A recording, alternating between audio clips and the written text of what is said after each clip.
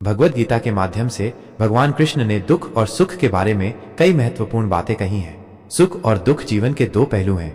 भगवान कृष्ण के अनुसार सुख और दुख दोनों ही जीवन के अभिन्न अंग हैं। वे एक सिक्के के दो पहलुओं की तरह हैं जो एक के बाद एक आते जाते रहते हैं। इसलिए हमें दोनों को समान भाव से स्वीकार करना चाहिए। सुख दुख अस्थायी हैं। भगवान कृष्ण कहते हैं कि सुख और दुख दोनों ही अस्थायी हैं जो समय के साथ बदलते रहते हैं। इसलिए हमें किसी भी स्थिति में अधिक हर्षित या दुखी नहीं होना चाहिए। कर्मों का फल भगवान कृष्ण के अनुसार हमारे कर्म ही हमारे सुख और दुख का कारण बनते हैं। अच्छे कर्म करने से हमें सुख की प्राप्ति होती है, जबकि बुरे कर्म करने से दुख मिलता है। इसलिए हमें हमेशा अच्छे कर्म करने चाहिए। समभाव भगवान कृष्ण हमें सिखाते हैं कि सुख और दुख में समभाव रखना चाहिए। हमें दोनों ही स्थितियों में शांत और स्थिर रहना चाहिए। इससे हम अपने जीवन में संतुलन बनाए रख सकते हैं।